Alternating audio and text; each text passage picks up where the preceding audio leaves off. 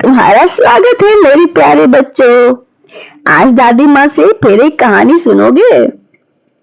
तो सुनो, आज मैं तुम्हें एक शेर की कहानी सुनाऊंगी। एक जंगल में एक बूढ़ा शेर रहता था। वो बिल्कुल बीमार और बूढ़ा हो चुका था। तो राजा, पर बच गया है मेरा बैंड बाजा। अब इतने दिन हो गए बिना कुछ खाए हुए। अब तो मुझे इतनी कमजोरी होने लगी, खुद उठकर शिकार भी नहीं कर पाऊंगा। अगर ऐसा चलता रहा तो मैं ज्यादा दिन बच नहीं पाऊंगा और सबको मेरी कमजोरी का पता लग जाएगा। कुछ तो सोचना पड़ेगा। फिर उस शेर ने कुछ देर सोचा और उसके दिमाग में एक योजना आई। वो अपनी गुफा के बाहर आकर बैठ गया और ऊपर उड़ते मिट्ठू तोते से बोला, अरे ओ मेरे प्यारे मिठो, जरा मेरे बच्चे मेरे पास आओ, मेरी बात सुनो। अपने इस बूढ़े महाराज के पास आओ, मैं तुमसे कुछ बात करना चाहता हूँ। तोते ने अपने मन में सोचा, ये आज इस बुढ़ाऊ को क्या हो रहा है? ये अपन को इतने प्यार से कह को बुला रहा है। बोले तो कुछ तो लोचा है, चलकर देखना पड़ेगा। तोता फिर उड़कर शेर के पास गया और बोला, जी महाराज, बताइए मैं आपकी कैसे सेवा कर सकता हूँ?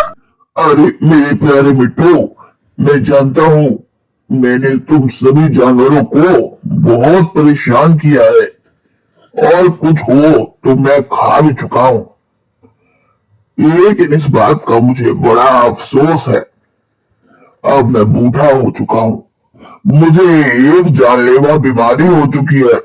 अब मैं ज्यादा दिन नहीं बचूंगा, तो मैं चाहता हूँ कि मैं अपने पापों का प्रायश्चित करूँ और अपने आखिरी दिनों में सबसे माफी मांगू और एक आखिरी बार सभी से मिल लूं।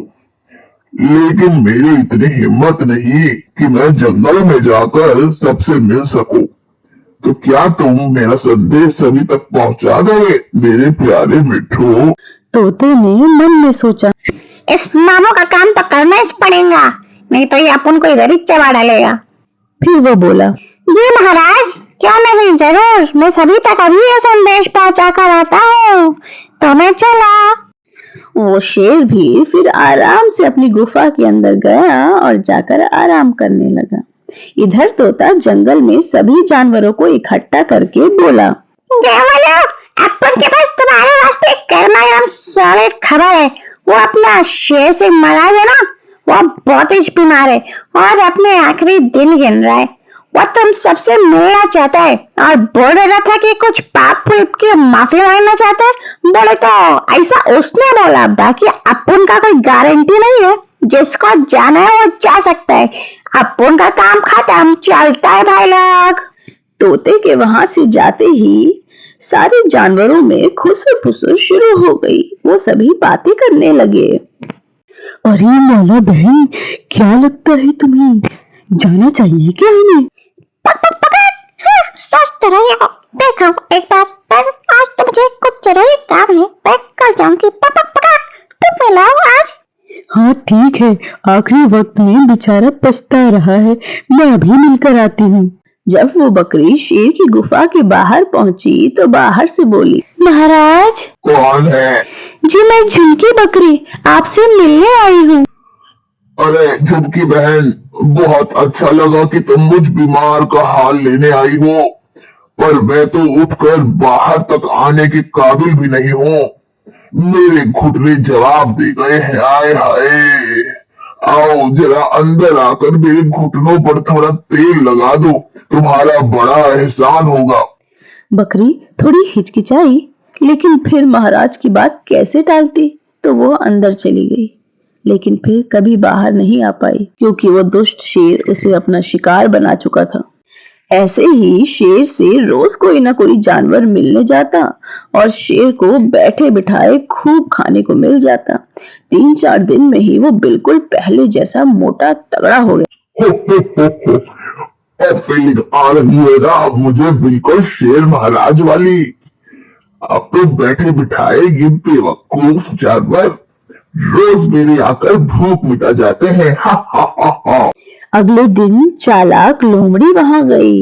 अरे ये क्या, सभी जानवरों के पंजों के निशान गुफा के अंदर जाने के तो है, लेकिन बाहर आने का कोई निशान नहीं। लगता है इस दुष्ट शेर ने चालाकी से सभी जानवरों को अपना खाना बना लिया है।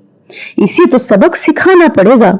वो हाथी के पास गई और बोली, हाथी भैया, इस शेर ने हमारे सारे दोस्तों को खा लिया है और अपनी चालाकी से धीरे धीरे हमारे बाकी दोस्तों को भी खाना चाहता है।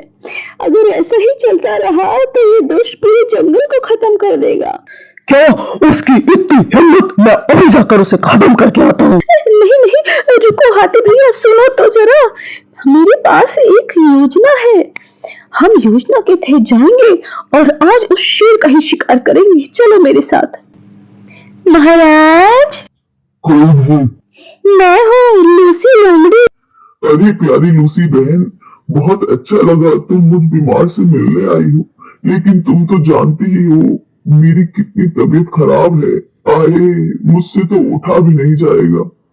क्या तुम अंदर आकर मेरे घुटनों पर तेल लगा दोगी? बड़ा एहसान होगा। हाँ हाँ महाराज, क्यों नहीं, अभी आती हूँ। हाथी भैया, जब मैं अंदर जाऊं तो तुम भी पीछे से आ जाना। ऐसा कहकर वो लोमड़ी गुफा के अंदर चली गई और हाथी भी उसके पीछे पीछे गुफा के अंदर जाकर छुप गया। हो, बड़ी चालाक बनती थी लूसी, आज तो मैं तुझे भी चबा डालूंगा। हो। जैसे ही शेर ने लोमड़ी पर झपट्टा मारना चाहा तो हाथी वहां आ गया और अपनी सूंड में घुमाकर उसे दीवार पे पटक दिया। शेर वहीं ढेर हो गया। तो बच्चों, इस कहानी से हमें ये सीख मिलती है कि अपने दिमाग से काम लेना चाहिए। किसी की सुनी सुनाई बातों पर विश्वास नहीं करना चाहिए, समझे? ऐसी ही रोचक कहानियों के साथ फिर मिलती हूँ। Subscribe for more such fun videos.